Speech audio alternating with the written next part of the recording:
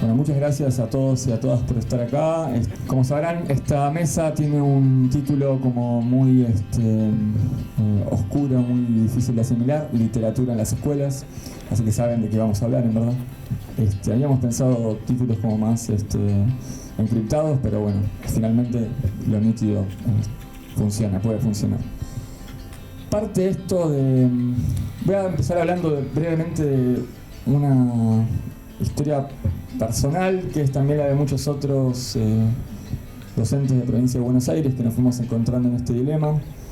Desde hace ya varios años, la última vez que lo tuve que hacer fue en 2024, fue con una nota de descarga por haber leído Ladrilleros de acá de Selva Almada en el aula.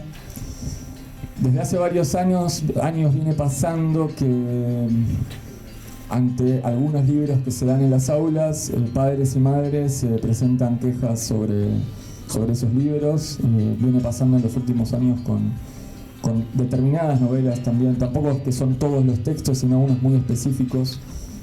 Las aventuras de la China Iron, Las Malas, Ladrilleros, Chicas Muertas, perdón. Y demás textos que formaron parte de la colección, o algunos textos que formaron parte de la colección que Provincia de Buenos Aires distribuyó por las escuelas. Eso quizás fue lo que terminó de hacer público el conflicto que viene sucediendo de una manera subterránea desde hace un montón de años. Cada vez que pasa eso, la reacción suele ser que el docente quede amenazado o instado a disculparse o lo que fuera, en todos los grados de esa situación. Puede ir desde la amenaza concreta hasta el pedido de sacar un libro del programa, lo que fuera. La reacción siempre es pensar que esos padres representan algo así como una barbarie. Es fácil decir, la barbarie siempre es el otro. Hay como una idea que bastante instalada ahí, bastante iluminista del docente que sabe lo que el otro necesita, lo que puede dar, y la defensa de ese rol. Uno tiende a aferrarse con uñas y dientes a eso, al predictivo del pensamiento. Está como muy automática la respuesta en ese punto, más allá de que uno crea o no que tiene razón. Y en esos contextos, escribir las cartas, me empecé a contactar con otros docentes. O sea, hice un post en Instagram, a alguien más le pasó esto, empezaron a aparecer un montón que les pasaban situaciones similares, y en todos los casos había como una reflexión similar. Primero era el enojo para con el otro, para con el padre, para con la madre, para con los estudiantes o lo que fuera, o con la escuela cuando no se portaba lo suficientemente bien. Y después había como un segundo momento de pensamiento de decir, ¿tendrán razón? ¿Hay alguna chance de que yo pueda estar equivocado? ¿O hay alguna chance de que en realidad esté enfocando mal el problema? El año pasado, cuando fue el conflicto con una serie de novelas, hubo una lectura colectiva de uno de esos libros, que fue la lectura colectiva de Cometierra, de Dolores Reyes, que es un libro que también me consta que se dan en los colegios. Con ese también tuvimos inconvenientes algunos de estos años. Y la defensa, o cómo se planteó, fue como una lucha por la libertad de expresión. Hubo un grupo de escritores y escritoras que se juntaron a leer el libro, y eso generó también un pequeño run hacia adentro de eso amplio llamado campo literario, literatura, como le dice un escritor que se llama César Ávila, todo lo que es parte del mundo de la literatura, los lectores, los escritores, los periodistas y demás, que me resultó como extraña, porque cuando el conflicto estaba siendo, sobre todo en las aulas, el foco no se ponía nunca ahí, en docentes que echan, en conflictos entre padres y alumnos por el tema de los libros. Y en todo ese conjunto de elementos es que un poco florece lo que es esta mesa, para poder plantear, para poder abordar este tema. Por suerte están todos los agentes de este conflicto representados de alguna manera en este espacio. Hay un montón de estudiantes secundarios sentados ahí, lo cual es fantástico que esté pasando, una gran alegría. Hay una escritora, justo en mi caso, como les decía, uno de los libros que más problemas generó fue las escenas sexuales entre las dos parejas principales de la novela, pero sobre todo por el vínculo homosexual que se da, también en Ladrilleros. Perdón, se lo estoy spoileando por si alguno no lo leyó, pero entiendo que no importa a esta altura. Los paso a enumerar a cada uno de ustedes, a cada uno de ellos, los presento y ya les damos la palabra. Selva Almada, que es escritora, publicó El viento que arrasa, Chicas muertas, Ladrilleros, entre otros textos de ficción. También fue docente alguna vez y sé que también es docente de talleres. Tiene una librería también, ¿verdad? Gabriel Berenner, que es profesor de nivel superior en provincia y ciudad, ¿verdad? Y formador de docentes. Pablo Abeluto, que es fue editor de Random House, entre otras editoriales, fue secretario de Cultura y también es periodista. Y Angélica Graciano, que es secretaria de CETERA, docente. Bueno, cada uno de ellos nos van a acompañar. En principio, les propongo que hagan una pequeña ronda en plantear el tema que ustedes deseen. Siempre el eje principal es la literatura en las aulas. ¿Qué podemos leer en las aulas? ¿Qué no podemos leer? Hay un límite. Hay algo iluminista en cierto gesto de creer que lo que uno tiene para decir es muy importante a veces. Y bueno, y sobre todo hablarle a los estudiantes que por suerte están acá. Gracias por la escucha y bueno, arrancamos. Pensaba, bueno, voy a escuchar primero lo que dicen y después me iré colgando el viejo truco. Buenos días. Muy contenta de ver tanto público joven acá. Y gracias por la invitación. Mi relación con el aula como docente ha sido muy, muy breve. Yo soy profesora de literatura, pero solamente enseñé 1 año y medio, 2 años, a poco tiempo de recibirme y al poco tiempo de haberme mudado aquí a la ciudad de Buenos Aires. Así que no tengo demasiado para decir desde el lugar de profesora. Sí me acuerdo que era un colegio privado, no era un colegio del Estado, donde eran estos colegios donde de repente van estudiantes que han sido expulsados de otros colegios o que son repitentes. Entonces, bueno, en general eran grupos bastante problemáticos. Y en ese momento, yo, o sea, de parte de la dirección, que tampoco es que prestaba demasiada atención, lo importante era que pagaran la cuota y siguieran avanzando hasta obtener el título. No tuve ninguna bajada de línea de parte de los directivos de qué podía dar, qué no. Y en ese momento, tal vez por inexperiencia, porque esto que les cuento era la primera vez que daba clase fuera de las prácticas que había tenido en la carrera, me acuerdo que dije, bueno, les voy a dar, eran los cursos superiores, 4º, 5º año, les voy a dar lo que a mí me hubiese gustado leer cuando tenía su edad y estaba del otro lado, ¿no? Y era alumna de una escuela.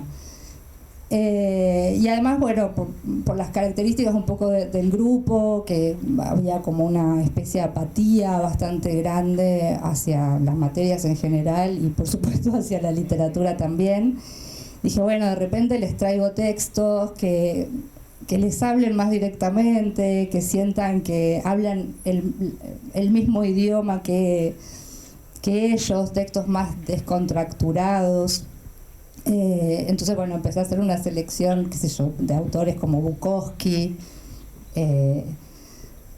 Y me acuerdo que la indiferencia seguía, o sea, te traía un cuento de Bukowski y que yo decía, bueno, esto voy a quedar recanchera, les va a encantar, y cero. Y bueno, así pasé por varias pruebas que no, o sea, de traer varias cosas que no interesaban. Y que además no solo había apatía, sino que había como hablaba, o sea, no les interesaba en absoluto lo que yo estuviera al frente del aula.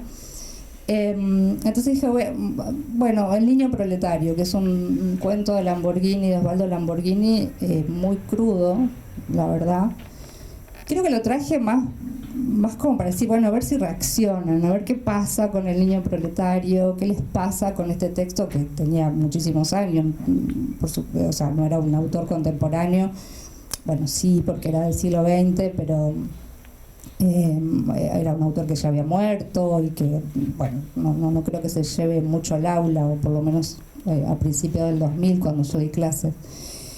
Y ese texto sí causó reacción, causó mucha incomodidad, causó incluso enojo de parte de los chicos. Pero bueno, había por lo menos una reacción y a partir de ahí pude empezar a hablar con ellos desde otro lugar. Pero digo, ahora escuchando lo que decías, Damián, recién y algunas cosas que hablamos antes por teléfono, no sé si lo correcto era pensar textos que a mí me hubiese gustado leer, ¿no? Digo, como docente tal vez no era la mejor opción. Fue la que se me ocurrió, la que tenía a mano y la que me pareció que podía ser, no sé, que podía generar un poco de interés. Ahora lo veo a la distancia y digo, bueno, por ahí no. Y por ahí, pensando en esto que decías, y por supuesto todo esto desde un lugar como completamente ajeno al aula, porque esa fue todo mi paso por la docencia, muy esporádico, y después he vuelto al aula invitada por profes que sí dan mis textos, que sí dan mis libros. A veces he escuchado este tipo de comentarios de, bueno, profes que tienen problemas por proponer determinadas novelas mías o determinados libros míos, problemas con los directivos o problemas con las familias de los alumnos. Y también pensando en lo que sucedió el año pasado, que también mencionó Damián, que terminó en esta lectura pública de Cometierra, donde es verdad, no pensábamos en los docentes. Yo como parte de la comunidad de escritores, por supuesto me hice eco y acompañé a las escritoras que tenían sus libros cuestionados, que eran Gabriela Cabezón, Dolores Reyes, que además son amigas mías de hace muchos años, Sol Fantín y bueno, Aurora Venturini, que está muerta, así que por suerte no le afectó todo este tema. Y es verdad que no pensamos en los docentes, pero también es verdad que toda la carga simbólica y de amenazas y de insultos, que además, o sea, este libro venía cuestionado por la segunda persona más poderosa, bueno, del gobierno, no sé si, no, la segunda más poderosa creo que no, pero bueno, de la segunda autoridad, ahí está mejor, del gobierno nacional, lo cual provocó también un encono en las redes sociales y entre el público en general, que atacaba directamente a la escritora, por algo que tampoco era una elección de esas autoras, que sus libros hayan sido seleccionados para estar en las bibliotecas de la provincia. Entonces, bueno, creo que un poco, haciendo como esta salvedad, que sí, no fuimos a dar la cara por los docentes, porque las que estaban siendo masacradas en las redes sociales eran las autoras. Un poco también las autoridades de la provincia que habían elegido esos libros, pero bueno, en todo caso a quienes había que pedirles cuentas eran a esa comisión que había elegido esos libros y no a las autoras, que realmente no tenían ninguna, no habían sido, o sea, no habían ellas propuesto sus libros, ni siquiera, no es que era un concurso que todas mandábamos nuestros libros y elegían. Y libros que es verdad que no son, o sea, tanto mis libros, como los libros de Dolores, como los libros de Gabriela, no están pensados para la secundaria, no son libros pensados para un público juvenil, no están dentro de esto que llamamos LIJ, que es la literatura infantil y juvenil.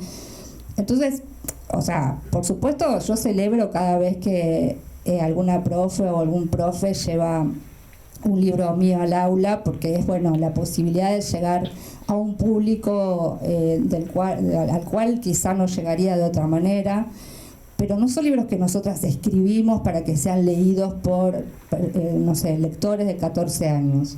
Entonces, bueno, ahí ya hay, digo, un riesgo que toma el docente o la docente que lleva ese libro, y que yo me imagino que al estar en contacto con estudiantes todo el tiempo, debe tener sus razones para llevarlo, ¿no?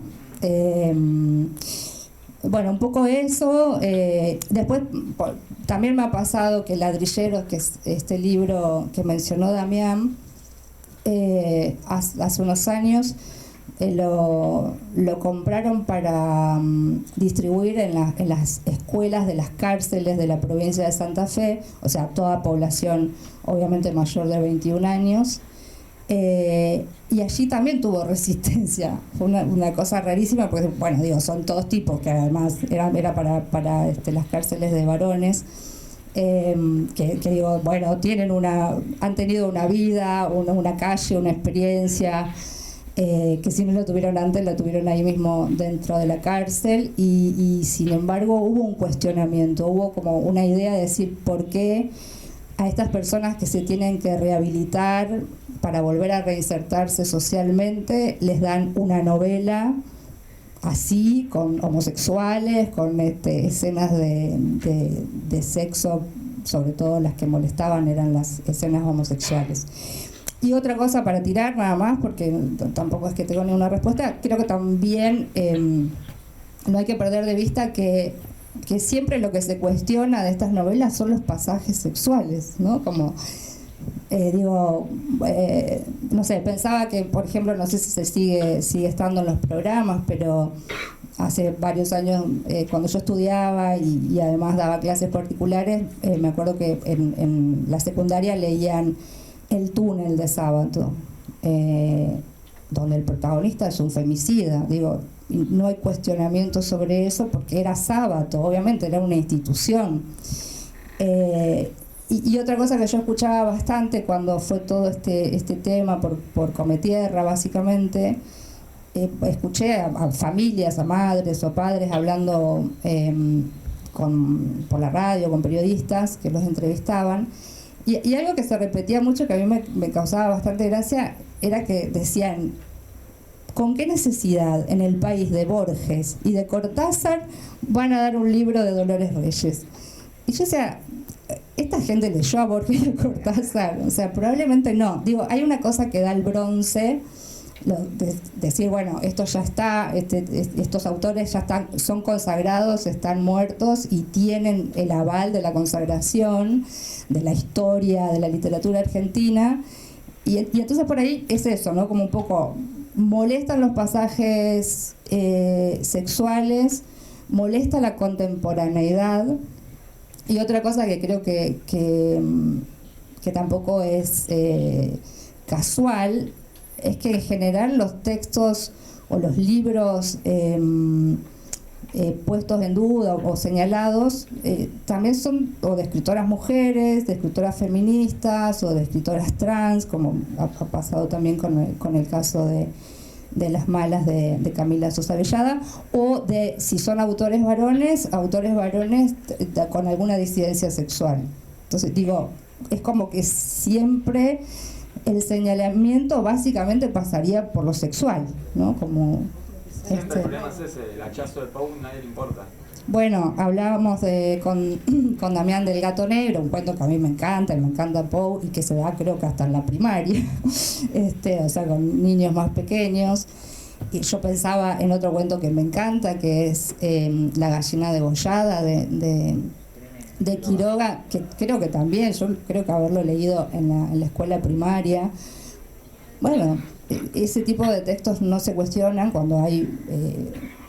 o sea, a mí me encantan y tampoco los cuestionaría, pero quiero decir, parecería que a las familias lo único que les importa es que, no sé, que no haya que los chicos no se enteren que pueden tener sexo, como se hacen los bebés. Cuando además tenemos, o sea, la mayoría seguramente de acá quienes, de las estudiantes y los estudiantes que están acá, tienen el celular, o sea, todos nacieron ya en la época del celular, de la internet, donde hay acceso a pornografía de todos los tamaños y colores, pero sí molesta un pasaje escrito en un libro, es rarísimo. ¿Quién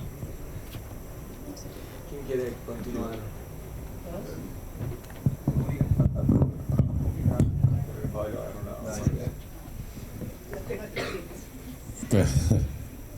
Bueno, buenos días a todos, a todas, gracias por la invitación.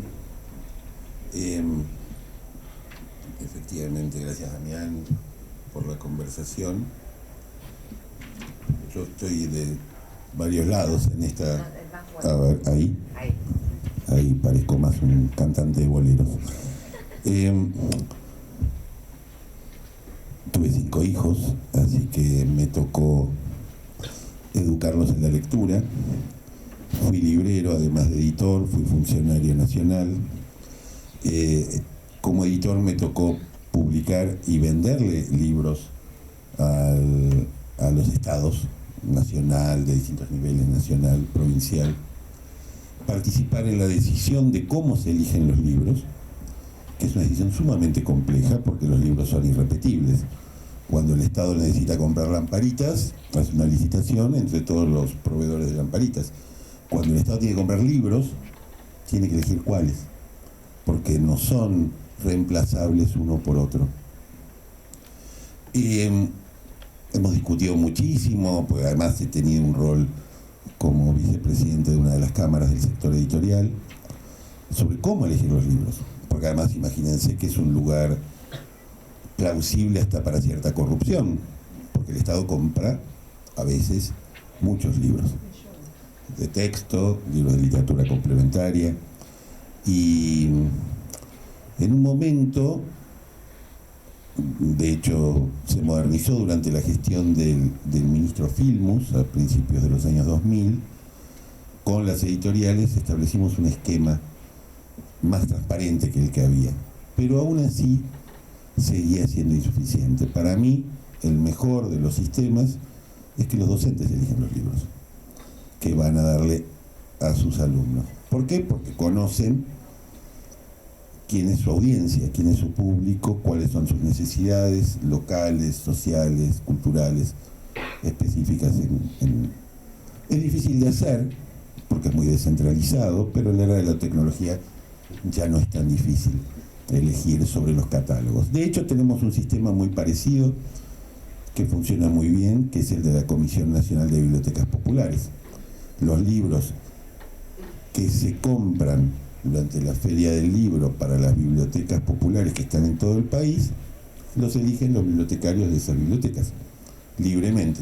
Llevan la plata y van a los stands en la Feria del Libro, eligiendo de acuerdo a su conocimiento, su criterio, su evaluación, su visión sobre el mercado, sobre lo importante, sobre lo que la gente está demandando.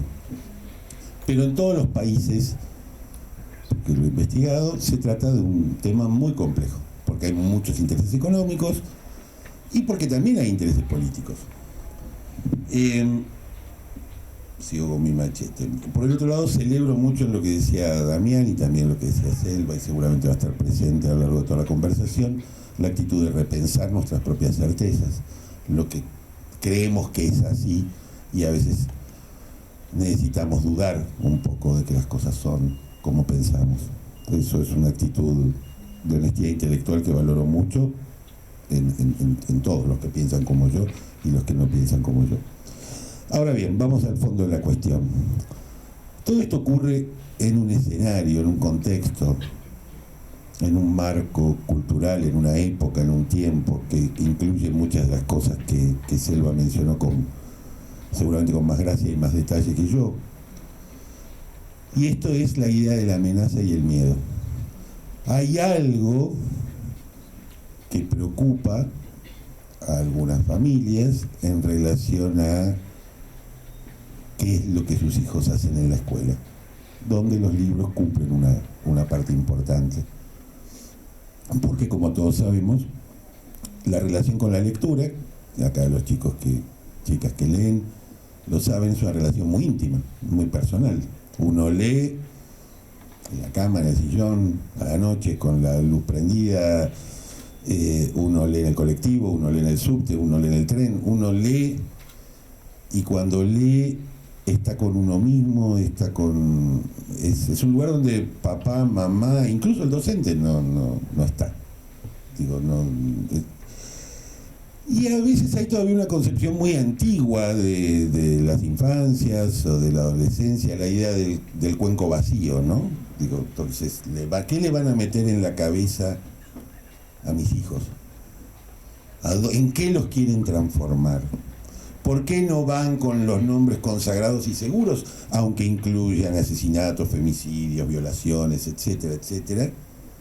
Y estos nombres, en general de mujeres, y el tema de la sexualidad, o de las sexualidades, o de las sexualidades no convencionales o no hegemónicas. Ese es un miedo que estuvo siempre, porque seguramente si uno repasa la historia de la educación, este debate sobre qué deben leer los chicos y qué no deben leer, sobre todo qué no deben leer, es un debate antiguo. Y que salta de la dimensión de la familia a una dimensión mucho más amplia, que es la de la época, y que es la de los debates políticos de la época. Es decir, la literatura no es algo desde luego que yo haya inventado, ni mucho menos, pero sí sobre lo que he leído, tiene usos políticos en cada momento. La literatura sirve para decir cosas, para decir lo que está mal y también para decir lo que está bien. Y las reacciones son también para decir lo que está mal y lo que está bien. Cuando se mencionaba recién en las dos intervenciones la cuestión de por qué no se habló de lo que sucedía en el aula, era porque el problema había estado en el aula, y sin duda está bien que Damián lo reponga, pero el problema tenía que ver efectivamente con la libertad. Y en ese sentido, y sobre todo más que con la libertad, con la censura, que en la Argentina tiene una tradición bastante trágica y oscura. Y eso fue lo que motivó la reacción realmente muy, muy movilizada de muchos escritores y editores y lectores y lectoras. En este sentido, la cuestión del canon también cumple un rol importante.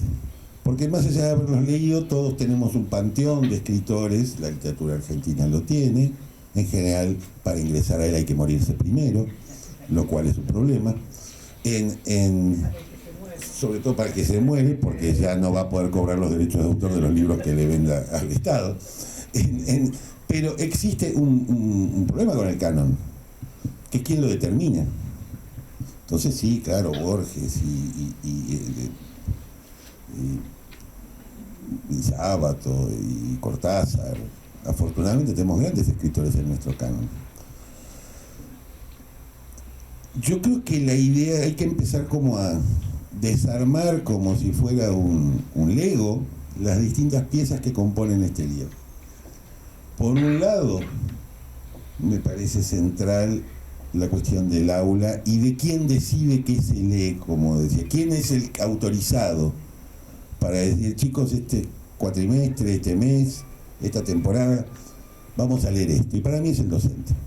Digo, no hay nadie por arriba, no hay comisión de expertos mejor que el docente que está al frente del aula. No porque no sirvan las comisiones de expertos, que a muchos de los cuales conozco y sé que son transparentes y sé que actúan con la mejor buena intención. Pero el aula es el aula. Las familias son las familias, la relación con las familias, qué se hace cuando hay un reclamo, cómo se conversan esos temas, cómo interviene la institución, cuán solo o sola o no está el docente. Me parece un debate específico en un contexto de miedo, que por supuesto también, y en un contexto político de polarización frente a ese miedo. porque los miedos son comprensibles, todos los miedos son comprensibles. Por eso me parece muy, muy interesante lo que decía Damián. ¿Hay algo de verdad en ese miedo? Además, ¿qué hay atrás de ese miedo?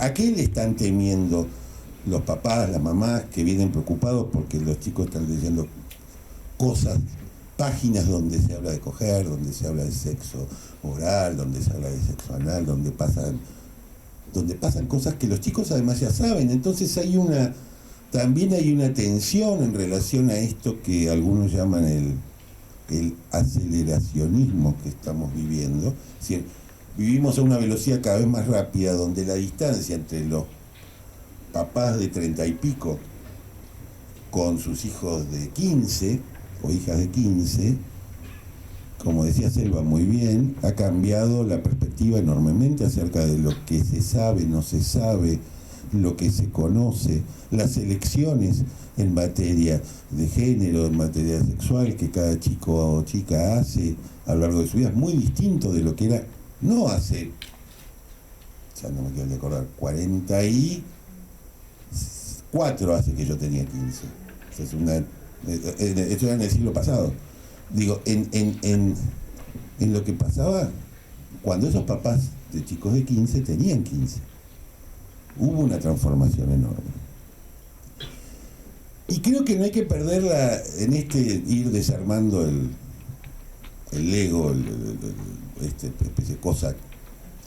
No hay que separar, mejor dicho, hay que separar la cuestión política y el uso de la literatura y el uso de eso en los debates de esta época. No es casual que haya sido la vicepresidenta, y no es casual que la vicepresidenta sea vicepresidenta y que la vicepresidenta sea vicepresidenta pensando lo que piensa sobre un montón de otras cosas. Y la línea que eso va enhebrando, donde si leen Cometierra o no leen Cometierra, es un capítulo de una historia mucho más larga y de un relato mucho más largo, más extenso, que se está discutiendo todos los días en la Argentina. Digo yo, habrá gente que piensa de una manera, gente que piensa de otra, pero en cualquier caso es un debate cultural, en un contexto en el cual eso que se llama la batalla cultural y de lo cual estos temas forman parte, y que a muchos nos dejan perplejos porque podíamos tener 1000 desacuerdos, pero no estábamos en una guerra cultural entre nosotros, y de pronto ahora están en una guerra cultural contra nosotros, que es otra historia. Digo, además está decirle, digo, por mi procedencia política, que diferencias con un montón de gente, pero nunca se me ocurrió estar en una batalla. Sí había gente que reclamaba una batalla cuando yo era funcionario, pero no, yo no traté en la medida de mis posibilidades de no plegarme a eso, y hoy esa batalla sin duda es mucho más descarnada y está mucho más expuesta, y además tiene un nivel, una dimensión internacional que antes tampoco tenía. Entonces, entender la época, entender los miedos de las familias, actuar en función de esos miedos, cambiar, creo, reformar, reformular, darle más intervención a los docentes en la elección. Coincido también con Selva, los escritores no escriben para los adolescentes, los escritores, las escritoras, estas del Espiole del año pasado, no escriben para adolescentes, escriben. Si los leen adolescentes, bien, y si los leen gente grande, mejor, y si los leen hombres, mujeres, con plata, sin plata, más cultos, menos cultos. O sea, en lo que todos estamos de acuerdo es en la necesidad de construir gente que lee en la Argentina, porque nos hace falta.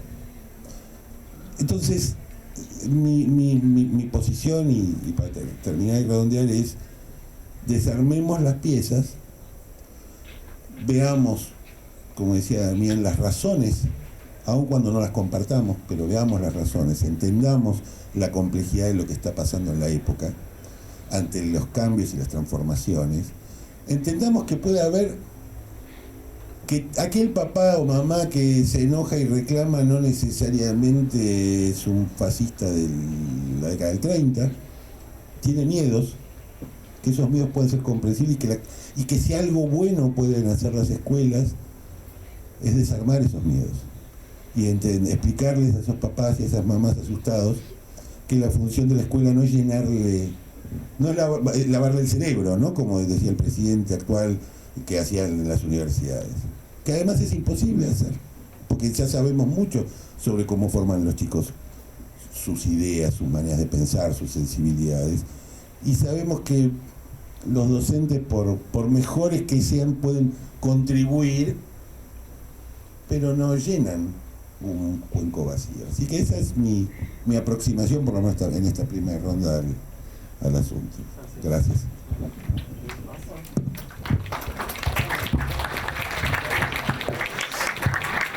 Bueno, ¿se escucha?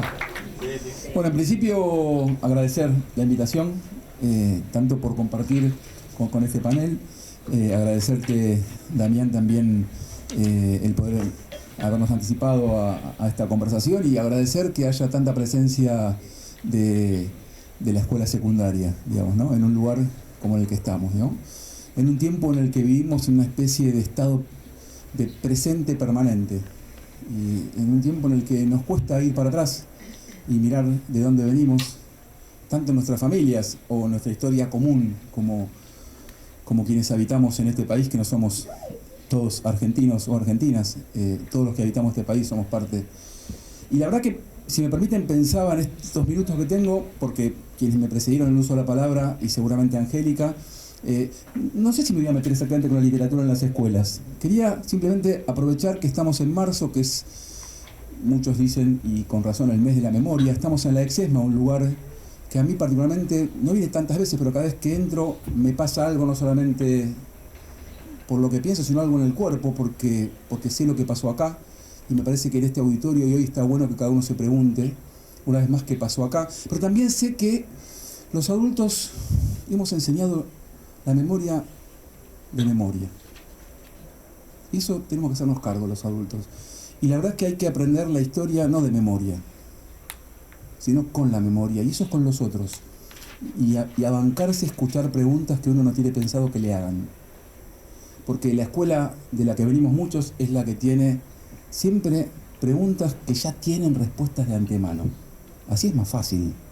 Entonces, como hay un auditorio muy joven hoy, quería decirles que este es el mes de la memoria, pero que el próximo abril es un mes en el que recordamos 3 genocidios, 3 lugares en el mundo en el que se planificó sistemáticamente erradicar y asesinar millones de personas, y me refiero de acá para atrás.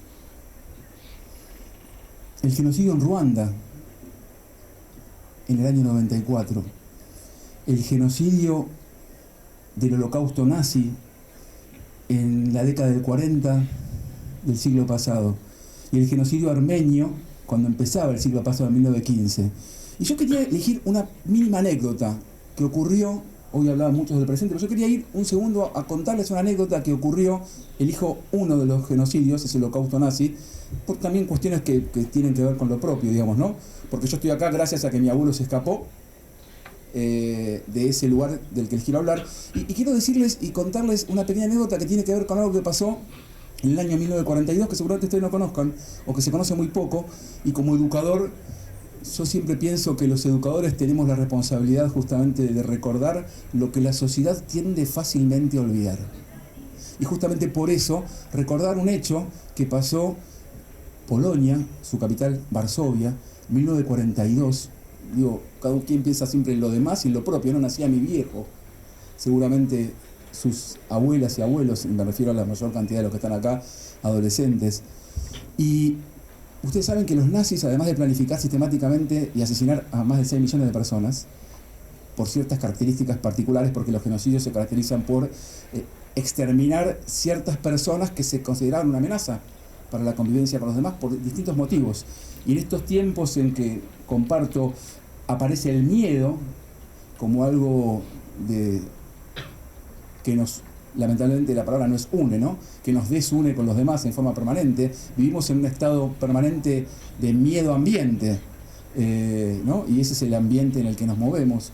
Y eso también hace que uno piense especialmente, primero, mal del otro. El otro, antes que ser mi hermano, es una amenaza. E incluso puede contagiar, pandemia mediante. 1942, los nazis, ¿saben qué armaban los nazis? antes de mandar al exterminio, como fue este lugar, a los campos de concentraciones a millones de personas, armaban guetos. ¿Saben qué es un gueto? Un gueto es como si a alguien se le ocurriera bordear con alambrado o paredes, pónganle, ustedes están acá, Núñez y una parte de Saavedra, y empezar a, de alguna manera, con cuentagotas, no mandar alimentos, no mandar incluso agua. Imagínense, simplemente ustedes y los que estamos acá como ejercicio, qué pasa con la gente a la que no le pueden proveer aguas ni alimentos, ¿no? Comienza a enfermarse y a morirse por las calles. Eso pasaba y finalmente los trasladaban para matarlos como si fuesen ganado. Por ejemplo, a Treblinka, que era un campo de concentración que fue muy conocido cerca del lugar que estoy hablando. En ese gueto había un orfanato. Un orfanato es una institución que cuida a chicos o a chicas más chicos que ustedes, pero también adolescentes que han perdido a sus padres. Fíjense el estado de vulnerabilidad que se vive en un lugar como en un gueto, lo acabo de decir, que ocupan los nazis. Imagínense, además, pibes y pibas de más o menos 4 a 16 años que han perdido a su mamá y a su papá y están al cuidado de alguien que se lo conoció como Janusz Korczak, Henry Goldschmidt se llamaba. Lo conoce muy poco y se lo reconoce muy poco, y yo intento también traerlo a la historia porque fue un médico y un gran educador, porque además de haber sido médico y educador, médico en la Primera Guerra Mundial, él dirigía un orfanato. O sea, era el único referente, padre, madre, médico, psicólogo, maestro, de un grupo de chicos, de 170 chicos que estaban y habitaban el orfanato. El orfanato quedó geográficamente dentro del gueto de Varsovia.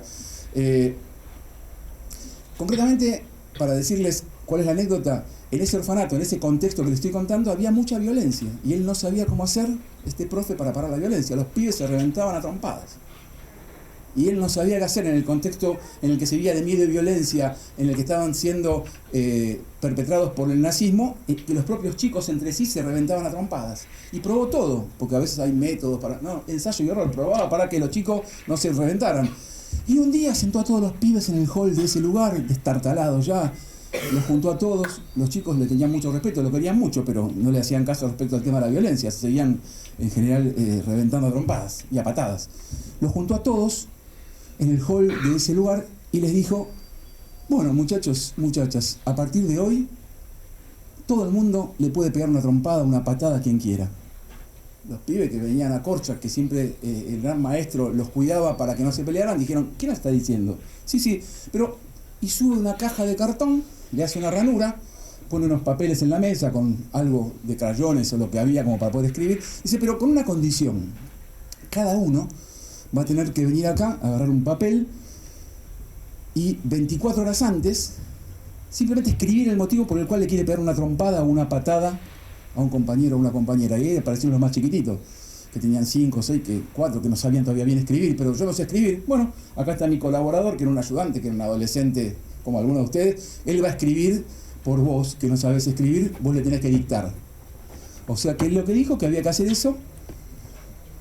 Curiosamente, en su libro Si yo volviera a ser niño, cuenta que a las 48 horas que propuso esto, el nivel de violencia había bajado casi en forma absoluta, con esa que le llamó la caja de peleas.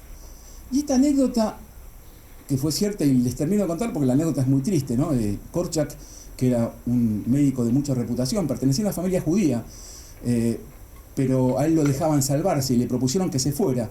Korczak decidió, y esto se sabe de los últimos días de ese año 42, en una fila enorme de 150 chicos, que había chicos desde 5 años hasta 15 años, todos iban caminando hacia el tren que los conducía al campo de concentración de Treblinka.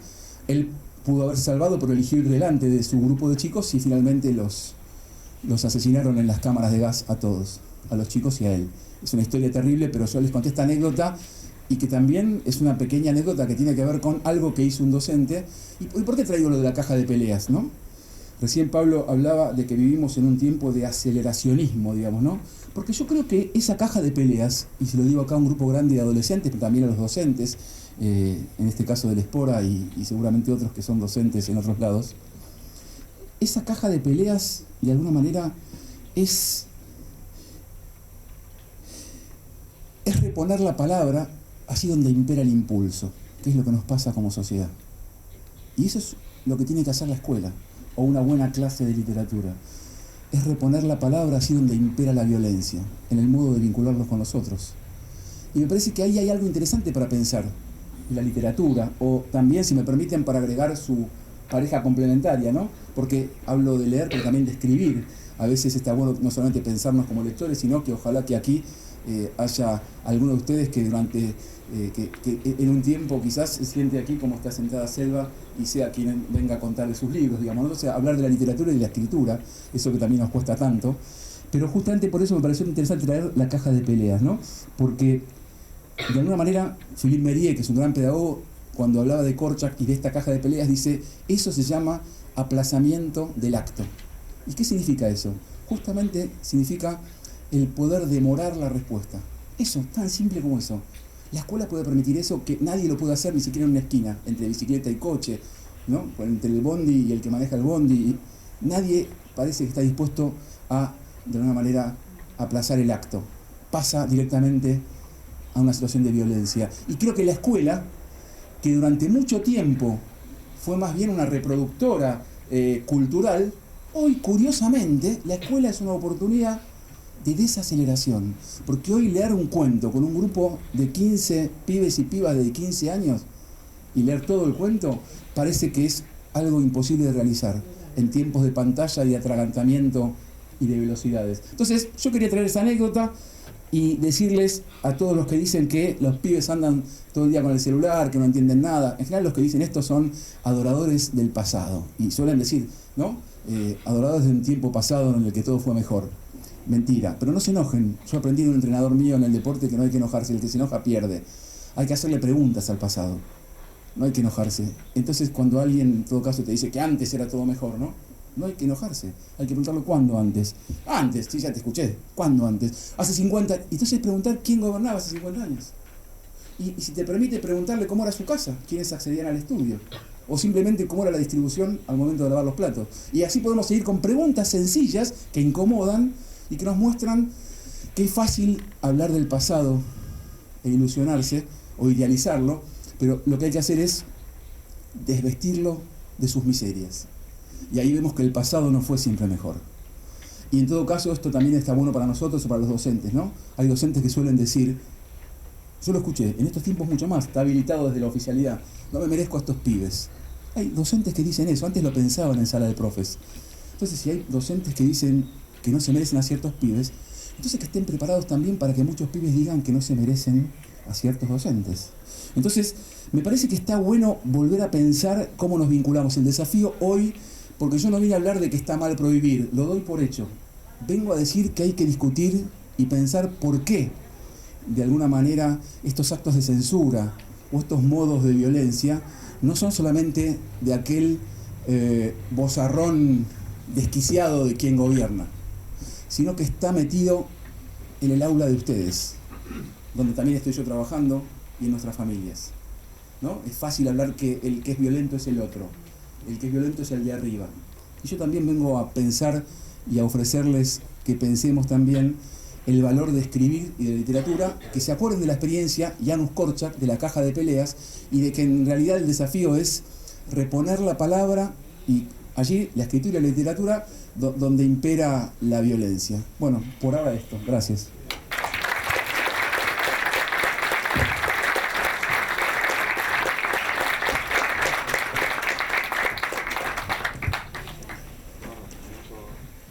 Estamos bien con el tiempo. Bueno, buenos días a todas y todos. Muchísimas gracias por la invitación. Es un honor para mí estar aquí sentada al lado de estos compañeros tan importantes. Y también, agradecerle mucho a los compañeros de Radar, a Guerrero, a Altana, la oportunidad de que alguien que es una maestra como yo, que se dedica al sindicalismo y que ahora me encuentro en las responsabilidades de la Confederación, pudiera estar discutiendo un poquito estos problemas, porque la presencia de la literatura en la escuela es una disputa muy profunda en educación. por muchas razones que ahora voy a intentar por en borrador plantearlas, ¿no? Yo cuando fui invitada a la mesa pensé mucho en las disputas políticas que estamos dando, en las disputas políticas sindicales, en la actualidad, que la literatura, la presencia de la literatura en las escuelas depende mucho del financiamiento de los sistemas educativos, y los sistemas educativos hoy a nivel mundial están siendo puestos en cuestión, sobre todo los sistemas educativos nacionales y los sistemas educativos que dependen exclusivamente del Estado, ¿no? Están puestos en cuestión. Y me tocó en el proceso de pandemia tomar algunas decisiones y ver qué era lo que estaba pasando, ¿no? Yo digo que todavía no hemos procesado, metabolizado las consecuencias que la pandemia nos dejó, tanto a nivel sociedad como sociedad, culturales, políticos y en nuestra propia subjetividad, ¿no? Y una de las cosas que a mí más me impresionaba en ese momento era todo este montaje del movimiento de familias que en ese momento habían tomado un gran cauce, una gran repercusión, que se llamaba, no sé si ustedes se acordarán, que abran las escuelas, ¿no? El movimiento que abran las escuelas, que es un movimiento que luego se deriva en Con mis hijos no, y recientemente en el 2003 se deriva en los niños y jóvenes no entienden lo que leen, que son todos consignas que se montan en las redes sociales. Bueno, abran las escuelas porque ustedes no quieren trabajar, y bueno, había un virus que nos estaba atacando a todos y que teníamos que preservar algo que era superior a cualquier otro interés, que era la vida. Que en ese momento, yo hablo de consecuencias sobre la subjetividad, porque en ese momento toda la humanidad se enfrentó a la finitud, ¿no? A nuestra propia muerte o a la muerte de personas muy cercanas, y eso también generó todo un clima de angustia social muy grande que todavía no le hemos podido ni hablar, ni procesar, ni conocer cuáles son las consecuencias terribles que ha tenido en nosotros. Y recuerdo ese movimiento de abran las escuelas, luego Con mis hijos no, que fue contra la ESI, ¿no? Para que no se enseñe ESI en las escuelas, y los niños y jóvenes no entienden lo que leen porque dicen que los resultados de las pruebas, los chicos no entienden lo que leen, no saben leer, sería. Y como no saben leer, nos han vendido recientemente algunos enlatados para que enseñemos mejor a leer. Y entonces empiezan todos los negocios que hay detrás de la educación. ¿Por qué trato de hilvanar esta secuencia? Porque la presencia de la literatura es una vieja disputa de la escuela, porque la presencia de la literatura, de los libros, de los cuentos, más allá del análisis gramatical, de sacar los personajes, de identificar al autor, se habla en primera persona, en tercera persona, qué sé yo. El encuentro con la literatura siempre abre un mundo de significación que no está presente todos los días en la escuela, y que quizás en el momento de reacción con el tema de Come Tierra, además de que todas las escritoras hicieran una lectura pública, quizás también las escuelas tendríamos que haber hecho lecturas públicas junto con los padres sobre lo que estábamos leyendo, porque justamente de lo que se trata la escuela es de el conocimiento público puesto a disposición de las nuevas generaciones. Y si los padres tienen desconfianza, y voy a ir ahora al tema de la desconfianza, si los padres tienen desconfianza, inseguridad, temor, respecto de cuáles son los conocimientos públicos que se ponen a disposición de las generaciones, quizás tenemos que crear ámbitos donde el conocimiento público se ponga también a disposición de las familias y discutirlos con las familias, que coincido con vos. Pero hay otro aspecto que a mí me parece que está presente en el conflicto por los libros, por los cuentos, por la literatura de la ESI y con Abra en las escuelas, que es el tema, que es un trabajo que está haciendo las nuevas derechas en el mundo, que es de la desconfianza.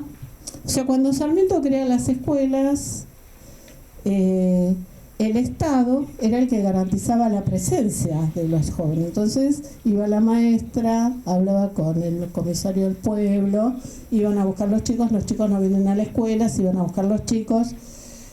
Garantizaba el Estado que los chicos estén en la escuela. Y además la autoridad de las maestras, los maestros, las profesoras y los profesores estaba dada. De hecho, porque hay los estados, sobre todo el argentino, es un estado que tiene un sistema de educación pública muy amplio, muy grande, y es un estado que fortaleció, por lo menos en algunas etapas de la historia, mucho la presencia y la autoridad pedagógica de las maestras y maestros. Entonces, el trabajo de esas nuevas corrientes, esas nuevas derechas, es en romper ese vínculo de confianza, de ese acto generoso que hacen las familias. Bueno, llevo a mi hijo a la escuela y confío en que esta maestra, este maestro, esta profesora y este profesor le va a enseñar, le va a poner a disposición los conocimientos que necesite, que sean significativos, que amplíen los horizontes de significación, los horizontes de conocimiento, de reflexión, que puedan poner puntos de vista distintos a discutir, que puedan diferenciar el punto de vista propio del punto de vista del otro. Y esa confianza que está siendo permanentemente lesionada, está orientada, tiene un propósito político, que es que no tengamos confianza, bueno, un poco lo decía Gabriel de otra manera, en esto de no tener confianza en lo que el Estado está haciendo, en lo que el sistema público está haciendo, en las que las profesoras y profesores están haciendo. Yo coincido que los libros los tienen que elegir las escuelas, y que eso tiene que generar un debate en el interior. Y de hecho se ha hecho. Yo he sido directora de escuela y en un momento del año, creo que en octubre o en septiembre, te piden las listas de libros que van a comprar para el año que viene. Eso ahora no estaría sucediendo, entre otras cosas. Y no estaría sucediendo porque no hay financiamiento educativo, porque no hay financiamiento de la educación a nivel nacional, que es lo que producía que esos libros lleguen a las escuelas. Yo coincido en que la selección de los libros debería ser así, pero también creo que las escuelas, que hoy son el refugio de la sociedad, tienen muchas posibilidades, y que hoy son también un lugar de contracultura, ¿no? Que las escuelas hoy tenemos un papel fundamental, que estamos en disputa con las redes sociales, estamos en disputa con la hiperdigitalización de la sociedad, y estamos en una situación donde es muy difícil construir comunidad, porque lo que rompe este proceso social post-pandemia y el triunfo de las nuevas derechas es justamente los vínculos comunitarios. Entonces me parece que acá tenemos como 2 o 3 problemas, que son los que plantea la mesa, que me parece que están planteados suficientemente con los otros oradores, pero yo quería plantear esto, ¿no? El tema de cómo se financia la educación, cuáles son las disputas que nosotros estamos dando desde la Confederación a nivel nacional, y por qué hay movimientos de padres y movimientos sociales, políticos, impulsados del propio gobierno nacional, a deteriorar esa confianza pública en la escuela. Porque la confianza pública en la escuela es la confianza que tienen los papás, las mamás, a que se construya un presente de conocimiento, pero las posibilidades, muchísimas posibilidades de futuro y de ascenso social. Entonces me parece que el debate está no solo en lo educativo, no solo en lo estrictamente educativo, sino en que la literatura, además de lograr el espacio que tiene que lograr en la escuela, sin ser utilizada para otros fines, sino por el solo hecho de leer y de disfrutar de lo que se lee y de discutir acerca de eso, tener las posibilidades que tiene que tener el sistema educativo para permitir el acceso de todas y todos a estos contenidos, ¿no? Así que bueno, no sé si es un poco porque yo había preparado otra cosa, pero fueron planteando en general. Gracias.